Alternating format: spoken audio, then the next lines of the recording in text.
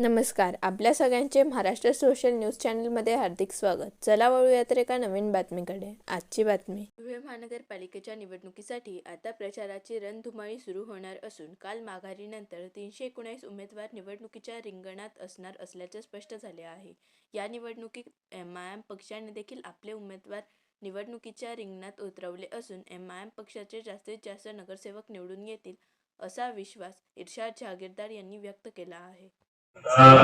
जसं आपल्याला माहिती आहे की धुळे महानगरपालिकेची ही निवडणूक लागलेली आहे आणि ही निवडणूक एमआयएम पार्टीचा सर्वात मोठा मुद्दा म्हणजे सामाजिक न्यायाची लढाई आहे आणि सामाजिक न्यायाच्या मुद्द्यावर एमआयएम लढतच आहे. त्याबरोबर विकास आणि भ्रष्टाचार या दोन मुद्द्यावर आम्ही निवडणुकीला सामोरे जात आहे. आज आमचे उमेदवार 4 नंबर प्रभागात, 11 नंबर प्रभागात, 13 नंबर, 14 नंबर, 15 नंबर आणि 19 नंबर प्रभागात असे आम्ही 22 उमेदवार दिले होते. त्यापैकी काय एक उमेदवारांनी जो पक्षाचा जिल्हाध्यक्ष होता त्यांनी माघार घेतली आहे. त्याच्यावर मी आपल्याशी नंतर सविस्तर चर्चा करणार आहे त्या मुद्द्यावर.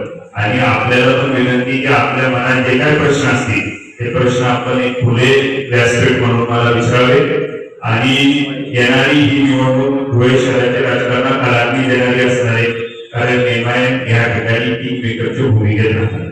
आम्हाला पूर्ण विश्वास आहे की आमचे जास्तीत जास्त नगरसेवकांचं स्ट्राईक रेट सर्वात जास्त कोणत्या पक्षात असलं तर ते एमआयएम पार्टीचं स्ट्राईक रेट सर्वात जास्त राहील.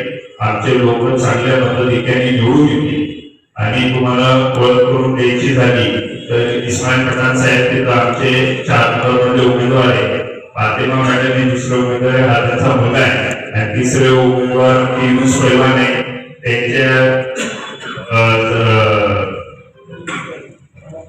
त्यांना संपर्क करू शकतात. तर जी निवडणूक झाली आहे आता निवडणुकीत अनेक हटखंडे वापरले जातात. जसं आपण बघितलं की बीजेपीला बिनविरोध करण्यासाठी 4 लोक बीजेपीने बिनविरोध केले. काय काय प्रयत्न झाले. काल शिवसेनेचा उमेदवार माघार घेताना आमचे संजय वालेची काय हालत होते ती किती धमशाक झाले. तसेच आमचे पण काही सूचक नेण्यात आले आमच्या उमेदवाराचे, परंतु ते कायद्याच्या बसत नसल्यामुळं मी धुळे जिल्ह्याचे पोलीस अधीक्षक आणि कलेक्टर मॅडम यांचं पण आभार व्यक्त करतो की त्यांनी लॉ अँड ऑर्डरची सिच्युएशन बिघडून दिली नाही. कायद्याप्रमाणे रिटर्निंग ऑफिसरांनी पण काम केलं, त्याबद्दल सर्व अधिकाऱ्यांचे मी आभार व्यक्त करतो. येणारा काळ हे निवडणुकीचे 10 दिवस आहे. ही निवडणुकीसाठी लढायला पाहिजे आणि लोकांना आपण काय करणार आहे आपण काय करू हे आपल्याला लोकांना दाखवून द्यायचं काम आहे आणि ह्याच्यावर आपण निवडणूक लढू. आता ह्याच्यानंतर माझी आपल्याला विनंती की आपले पत्रकार बांधून एक एक करून मला प्रश्न विचारा आणि त्या प्रश्नांचे तुम्हाला मी समाधानकारक उत्तर द्यायचा प्रयत्न करतो. बातमी आवडल्यास चॅनलला लाईक व सबस्क्राईब करा व दररोज अशा नवनवीन बातम्या पाहण्यासाठी चॅनलला फॉलो करा. धन्यवाद.